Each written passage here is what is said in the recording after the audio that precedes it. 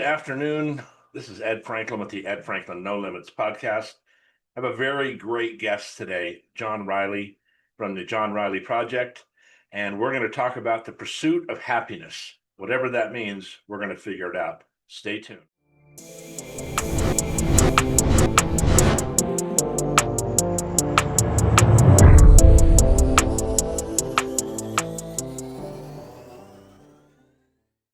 Welcome to the Ed Franklin No Limits podcast. Today we have a great guest. I already leaked the info before we started. This is John Riley. He's becoming one of my favorite people in the world. He's a great guy. He's got a great podcast called the John Riley Project, and he also does some work with Hacksaw. He can tell you a little bit about that if he wants. If you don't know who Hacksaw Hamilton is, then you're 30 years old, because everybody knows Hacksaw from the sports world. He's a sportscaster, been around forever.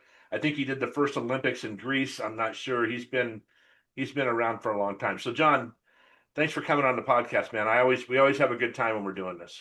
Yeah, we do, Ed. I enjoy my time with you. We've gone out to breakfast a number of times, so Yeah. all good. Thanks for welcoming me. So today we're going to talk about the pursuit of happiness, which is subjective, obviously, and I'm not sure what it means. We're going to define it on each side of us, and then kind of talk about that. And I want to do a shout out to you because you did a really nice thing for about 30 seconds on your podcast, and you probably put me in bigger shoes. And I'm really not the Zig Ziglar of Poway, but I've always had a very positive attitude, and until COVID, I really never had anything negative to talk about. And I do not like going down the negative road, because I think it just affects the way you feel and walk and talk and do all those Yeah, things. So, yeah. but I think this is going to be a very uplifting podcast. So when you do your podcast, you mentioned the pursuit of happiness. That's kind of one of your little taglines, right? Yeah, yeah. And what does that mean to you? What do you in your life personally? What has been that goal for that pursuit of happiness? Well, it's a very multifaceted thing, and there's a lot of different dimensions to it. But it obviously comes from the Declaration of Independence. We are all created equal, and we all have inalienable rights of life, liberty, and the pursuit of happiness. And that's just a beautiful, bit of prose there. It's a remarkable thing that this was declared in 1776, because at that time people were ruled by kings and autocrats, and individuals didn't have freedom. And America, with all of its blemishes, and there's plenty of problems with slavery and women couldn't vote and all that, which we fixed, it was still a groundbreaking idea that this was a place where individuals could come here and pursue their happiness, without being ruled by some other thing or person. But when you take that and put that into a lot of different contexts, where how you view good and evil, how you live your life, how you execute your career, really, we want to be pursuing our happiness in all of those dimensions. And I think of that, we probably don't get that as much as people from other countries. So we know we're having some conflicts in Los Angeles right now with immigration things going on. Yeah. And as bad as it gets here, this is still where you want to be, right?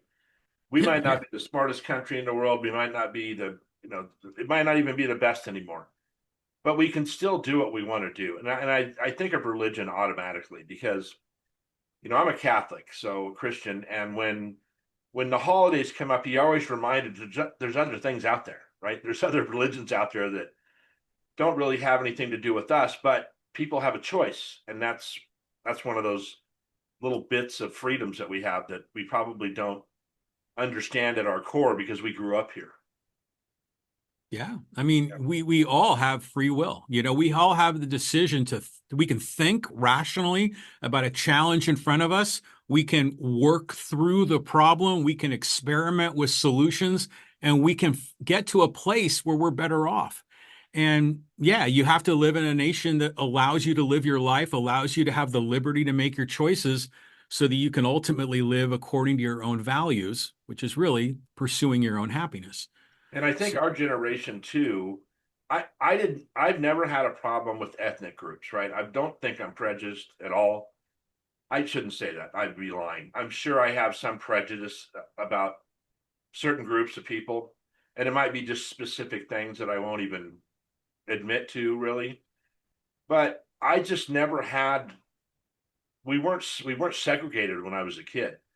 A lot of remember back in the beginning of the United States, there was pockets of Irish and Italians and Jews and whoever. I've never been belonged to a group that was that isolated, right? I just kind of hung out with anybody. Hmm. Actually, if you could play basketball, I was even more friendly, right?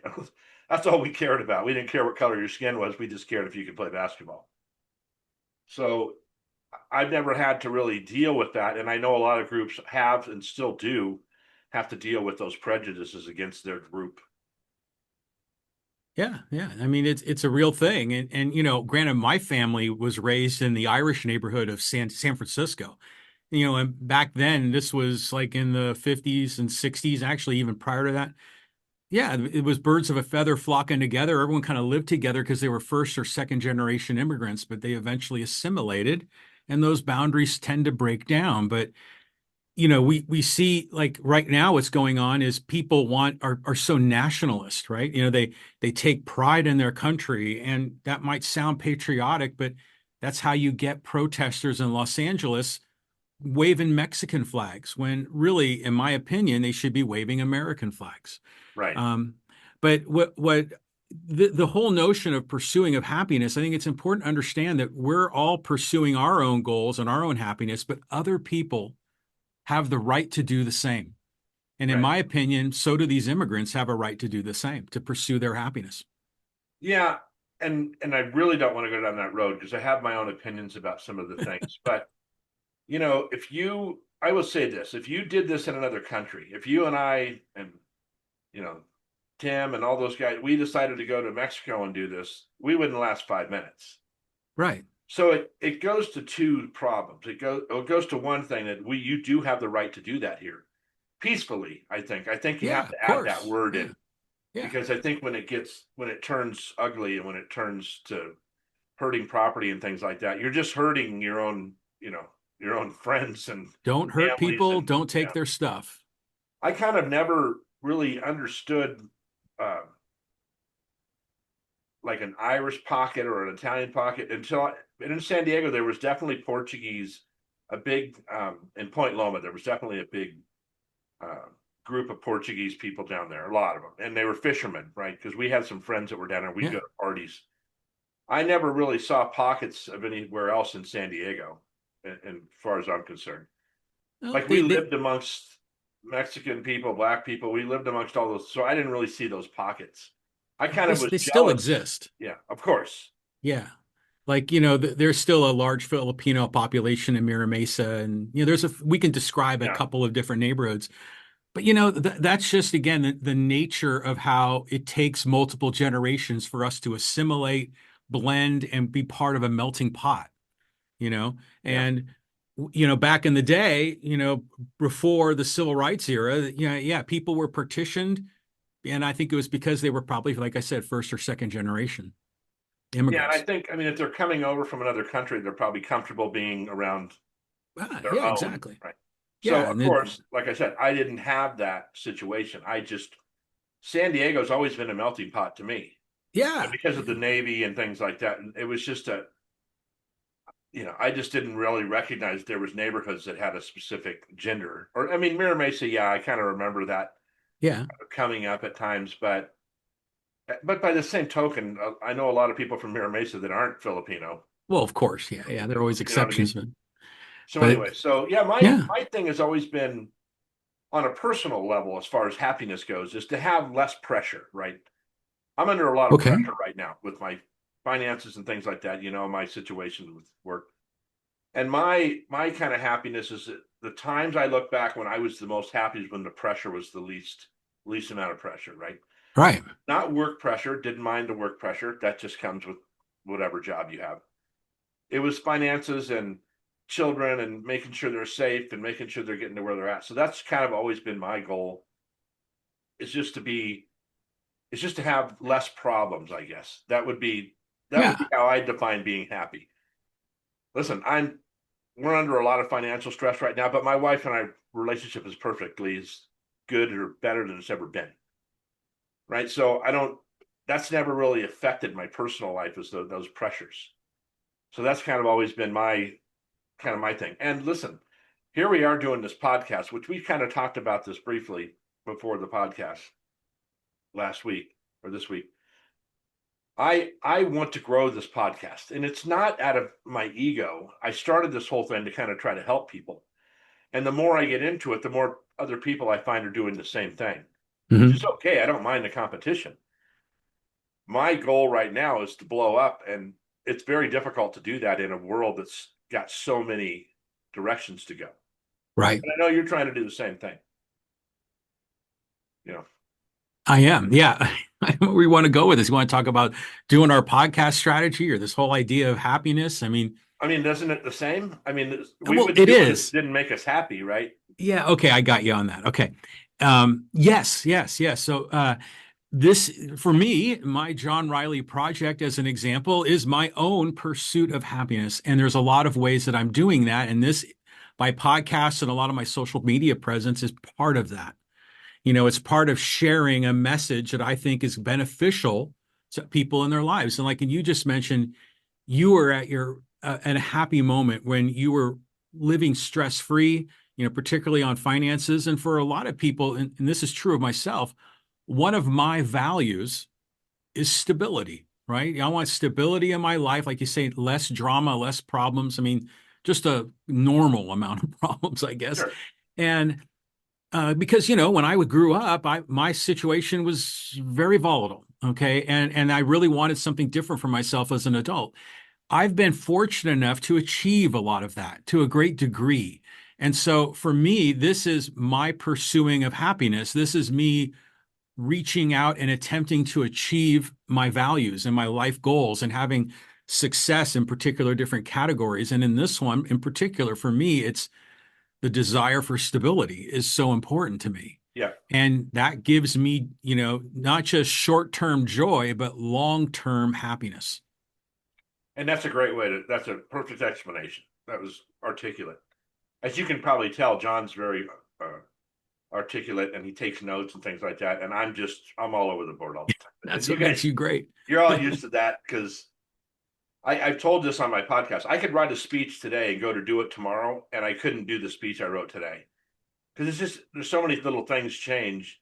I would come up with something, so I always just use a word, right? I just use bullet points and then kind Oh, of fly with what I'm going on that day. So it's organized in my mind, but it's not like I know when you do your podcast, man, you have like you spell it out really cool how you do. yeah. Well, I get you because I know in public speaking, I'm like you. I just have a list of bullet points, and then I kind of freelance through it, and sort of ad lib based on current events and what's going on with the crowd, But there's a key messages that I want to deliver, and those are going to be in the bullet points. I do that to a degree in my podcast, but I also blog on my website when I'm just generating ideas, and so I then sometimes print out my blog and I highlight certain Oh, sections that's good. that I want to talk about in the podcast. So it looks like I have a prepared speech, but I really don't. I started a blog on my website as well, so I'm starting to send out that link for people to go. And I'm getting a lot more traffic on my website, and that was through doing some Facebook boosts. Hmm. But right now, I just financially, I just gotta wait to do those again. But I'll get back to it. And it was the funny thing in our family, and I don't know, going down this negative road, we had a lot of stability, and just life happened in a Yeah. lot of different Yeah. directions, Yeah. and it became kept becoming less stable. So the goal is always to get that stability back. And I can tell you that the relationship I have with my wife is really key because if I didn't have that, then it'd really Oh, be bad, right? well, So I, she's I very can say the supportive. exact same thing, She's very supportive with all the stuff I do. And I tell you, someone asked me the other day, well, Ed, what do you really want to do? Because I was on the phone with this guy. I said, well, I've been in sales. I'm happy to be in sales. I'd rather be in a leadership position. But you know what I really want to do? I want to do podcasts all day or speak. Yeah. That's what really gets me excited. And this is why I keep putting out the speaking stuff. Now, I'm up against a lot of AI generated speaking and sales labs and things like that. And that's okay. I'll get to people as eventually as I can. And I can see what's happening, and it's not necessarily that they're scammers, but it's just um, cookie cutter like advertising that I can tell immediately. They just so I went on AI and said make me a sales course that I can teach, and it gave me everything, 7 pages of what I should do. I would throw away four of them, five of those pages because I don't think Right. it's work. So you really got to be thinking independently out there and get that message out that that's what you're doing. Yeah, I mean it's hard to cut through all the noise out there, and I mean, the podcast I do with Hacksaw is a good example of he has a strong reputation. He had been in the radio business for 3 or 4 decades. Right. Was the voice of the Chargers and the Seahawks and everything else. So people knew who he was, and so he has credibility. But for you and I, yeah, we have credibility. We know what we know, and we know that, but we're not famous, right? So it becomes difficult to break through a lot of the noise. So something I did My the other day. I'm sorry. Go ahead. so what I'm always trying to do with my podcast or with my own project is to try to find a lot of that unique messaging that I think can cut through.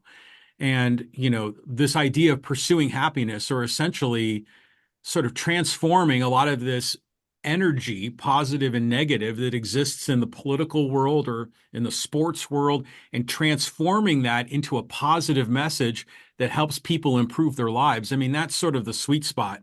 Yeah. It sounds almost, too rosy, as a general description, but ultimately that's the end result is you want to make people feel good about themselves and help them achieve their goals.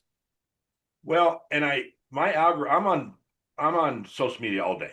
I mean, way more than I'm like a teenage girl, right, at this point. I am too.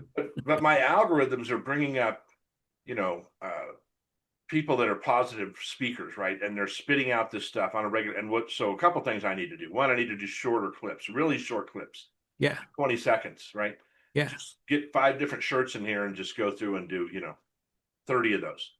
I messaged 12 of the top podcasters in the nation, in the world, actually, and asked them if I could be on their podcast or they could be on mine. I just did it. My daughter said, try it. What are they going to do? Not answer you? So what? You don't have an answer now. Yeah. I actually got 3 people got back to me, and one guy wants to schedule a podcast, and he has about 180,000 followers. Good for you. So It's I'm going great. to do that with another 30 of those people, by the way. I mean, why not? And I'm kind of putting back. They don't offer it necessarily, but they're saying, hey, you should, like Gary V, you should do this, you should do this, you should help me. I mean, it shouldn't have to help me, but if you really want to, if your message is really that big, help other people out. And he does. I mean, he talks to people all the time on his clips. So Yeah. that's Yeah. one of the things I've done. And you've seen posts where I'm asking for celebrities to get on. Yeah. Yeah. There's an actor that child is in the same grade as Piper, as my granddaughter. Hmm. And I see him often at school. I won't tell you who he is because I don't want to tell anybody what area he lives in. But he's a pretty big actor. I mean, he's not A-list, but he's pretty big. You would know in a second if I told you. Cool. So I saw him the other day at they had a little graduation for the fifth graders, and he was kind of with some people, so I didn't. But I'm going to grab him next time I see him and say, dude, I just want to ask, you know, and I want to get across the message too that I don't care if they've done something bad. I don't want to talk about bad stuff. I want to talk about positivity. I would Right. never bring up something, that was scandalous or anything like that to a celebrity. That's not my business. And who knows what's true and what's not. I just want to generally talk about how they got to where they, are now. Well, I think in both cases, both you and the other podcast hosts both just want to grow their audiences, Sure. right? And that's one of many ways to do it is to, yeah, hop on board another podcast and introduce yourself to his world and vice versa. So good on you for pulling that off, especially if you're getting on these really big, audience podcasts. Yeah, I mean, a couple of people have 10 million followers. That's Well, crazy. good for you, So, man. but So I'm get your saying, word out. maybe one day they read an email or a message and they go, yeah, I'll do it for 10 minutes. I mean, all I need is 10 minutes. Yeah, yeah. Sometimes they're just looking for, spots to fill too. So Sure. yeah, good on you. So it's funny. I was looking at LinkedIn today, and LinkedIn has been, I don't know how often you're on there, but Hmm. I'm on there because of work and jobs and stuff like that. And the system is really broken right now for looking for work, right? there's a lot of scammers out there. There's a lot of different things going on. And this one woman comes on and does this whole tirade about how we're all making excuses of how the things. And I'm like, no, honey, I got news for you. You're 30-year-old girl. It is different than it used to be. And Oh yes, yeah. it's about networking and it's about all those things. But, you got to be careful with social media because I only put positive stuff on.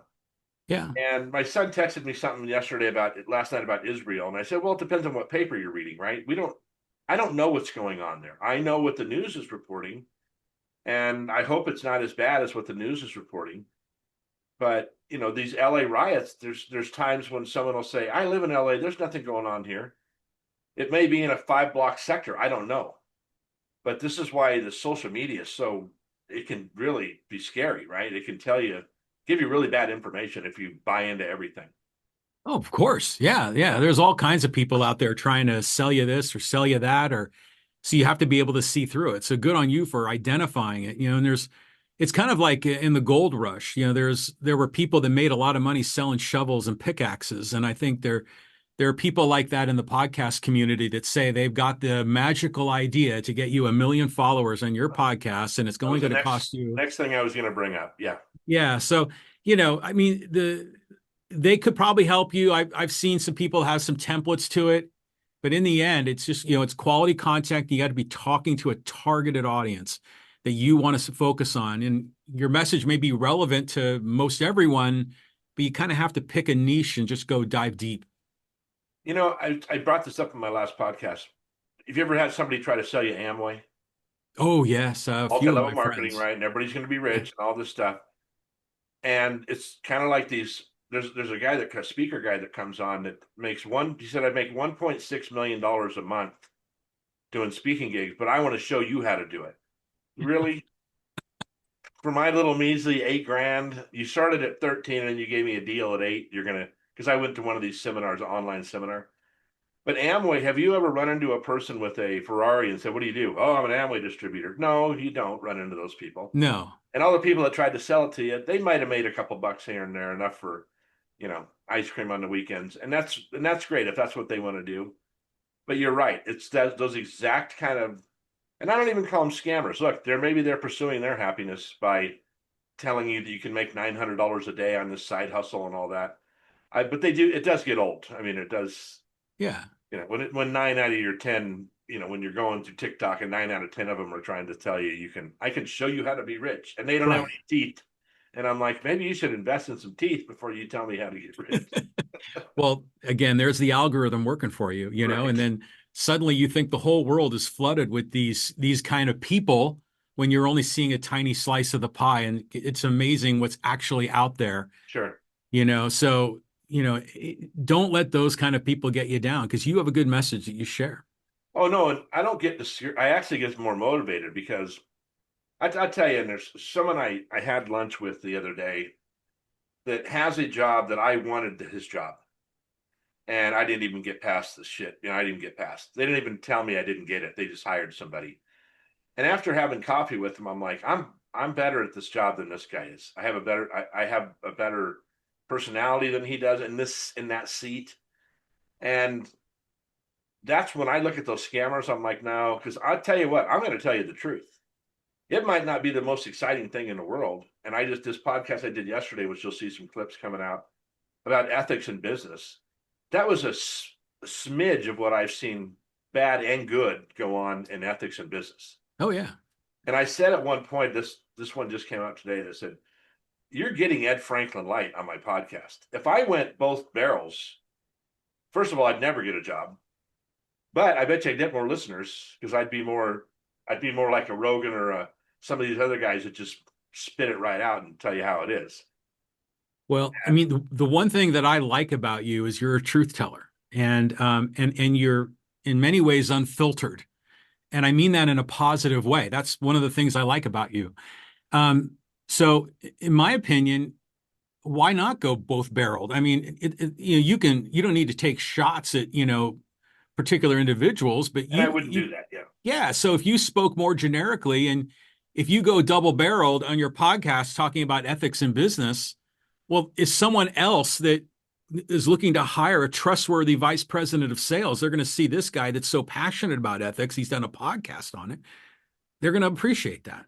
And there's two sides to that, though, John. Um, I think I've been in positions before where I've said something to the owner or whatever and said, "This is a problem, and you need to correct this problem." And tried to be as tactful as possible. They kind of, a lot of times, they just say, "Just shut up and do your job," kind of thing.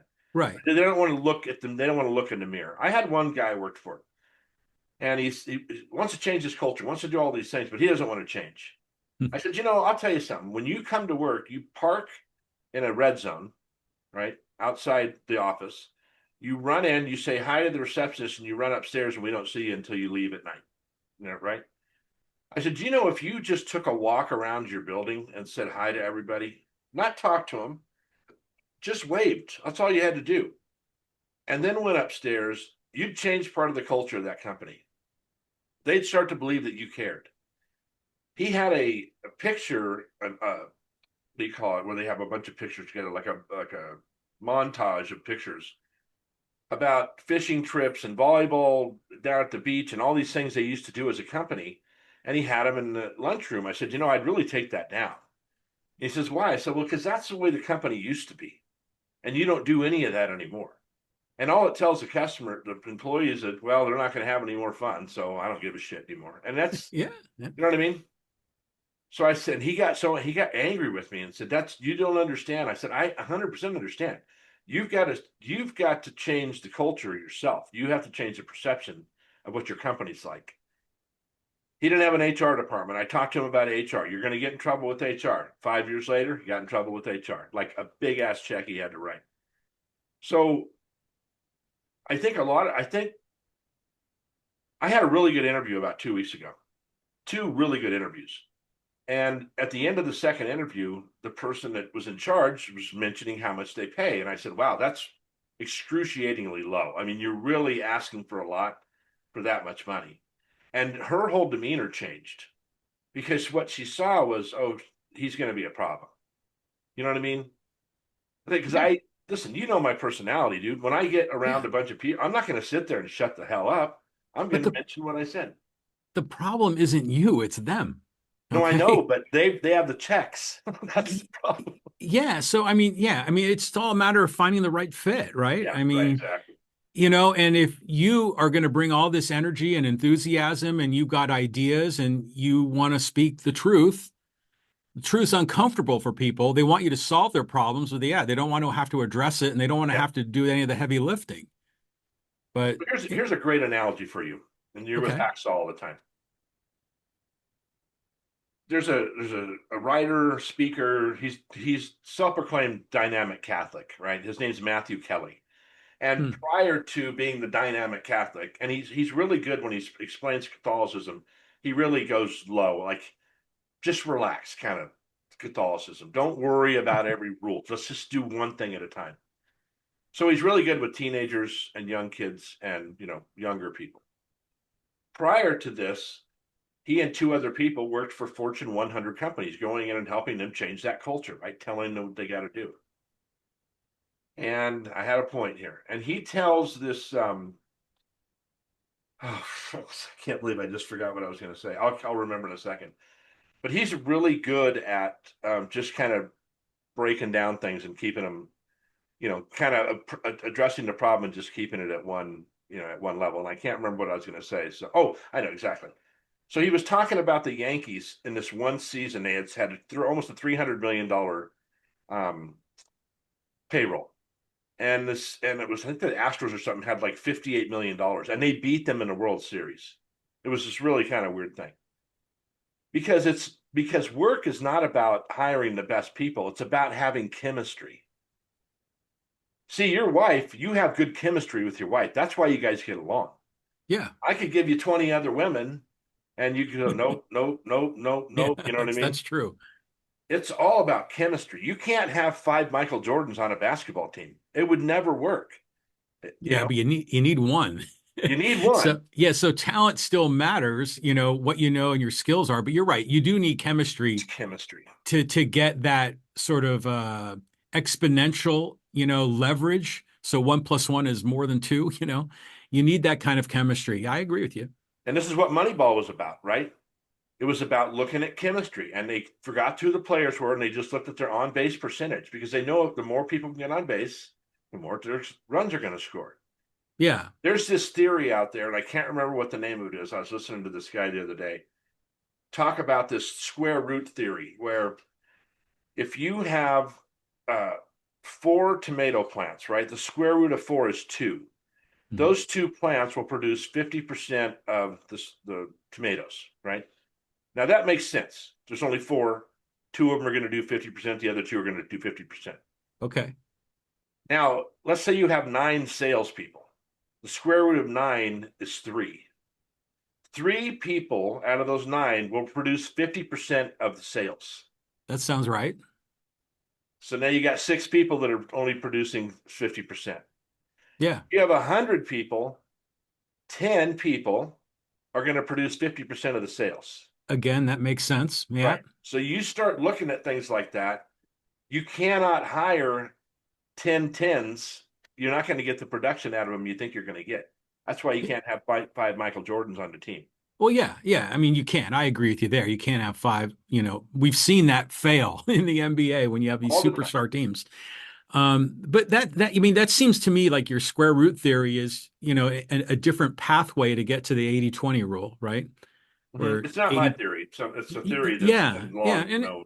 it makes sense, and going back to what you said before, I mean, I would encourage you to shoot both barrels and let them know who Ed Franklin is and all these things that you bring to the table, because a lot of this is important for people to understand. Because I bet you a lot of small business and maybe even medium business owners don't understand the square root or the 80/20. They might have a flawed perception, and you can bring them reality. Well, my next podcast, I'm going to talk about my sales lab, right? This theory I have that I can go in and help people.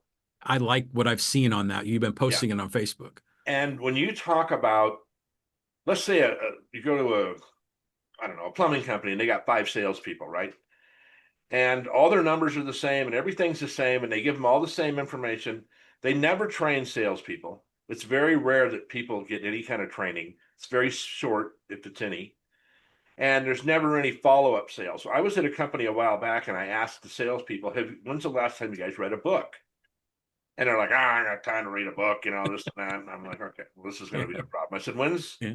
do you follow up with your customers? Well, I don't have time to follow up. Oh Right, my God. right, right, right. This is the sword in the heart. Yeah. Would any of you be willing to get coached or get some education? No, I know what I'm doing. I've been doing it for 20 years. Right. And I said, and that's all true. All 3 of those questions you just answered, I understand why you answered them. But your closing ratio is 10%. And the average is about 35%. And you should be closing 50%. So I think you might need one of those 3 things, and maybe 2 or 3 things. Actually, you need all 3 of those things. But that's what company owners never, they just hire salespeople. The guy's not performing, boom, he's gone. She's gone. He's gone. Then they hire someone else. It costs them hundreds of thousands of dollars to hire the wrong person, Yeah. right? But they don't get that. And I'm seeing these ads come up. I'll apply for a job 3 months ago. It's coming up again. So they hired somebody, and then they had to fire him and get someone else. And it's costing them millions of dollars. Yeah. And my sales thing is, look, I just want to ask you some questions. I got news for you. If you're doing perfect and you're exactly where you want to be, I can't help you. If Well, you yeah. think in your mind that you can't grow this business, or you think that whatever, that you can't do that stuff, then that's fine. But I know, because I talk to people all the time about this, and I talk to a lot of salespeople, and they're like, God, I wish you worked at our place. We could really use that. And I said, I know. That's why I'm offering this. But you're right. Once I do that podcast, and then I can get that out to some business owners, I think it would help. Yeah. Yeah. Especially if you make some of those like 20 and 30-second clips, so you can spread Yeah. basically put a lot of lines in the water, right? And With bait on it. again, this is that pursuit of happiness. Yes. Because I can tell you, I don't know how long we've been on here, but my energy levels come up 30% since we started this podcast. Yeah. Yeah. That's what gets me going. It's like Rudy going into the game at the end of the Notre Dame game, right? That's been my whole life. When I can get to that energy level, then I can get shit done. I can make stuff happen. Yeah, I mean, it seems to me, yeah, you just want to be valuable out there. You want to be able to provide value to people in your world, whether it's your family, your business colleagues, your customers. And yeah, you're at your best when that positive energy is flowing, man. So it's great, you know. I mean, that's again what I like about you. You have a lot of that, and it motivates me too. And it doesn't, I don't go to sleep. I mean, that doesn't go away. As soon as I get like when me and Tim go out, I always say this. I'm embarrassed by this because I end up doing talking most of the time. You do. But I get so I know, but I get so juiced up. Yeah. I'm like Lawrence Taylor. I'm not Fran Tarkenton, right? I want to drive. I want to kick doors down. Don't wait to open them. We'll kick them down. And I used to say, um, people would come to me and depending on what business we're in, our prices are too high. I'm like, bullshit. Their prices are not too high. You can't explain value. That's the problem. Yeah. See, Yeah. if You your price was precisely. low, it'd be a shorter sales cycle, and then you'd be on your road. I'd rather Yeah. stay in the game and make profit because that's what I'm getting paid for. Right. I want to make that. I want to be a good salesperson. If there's a company that does what we do and they're still open, we're not working hard enough.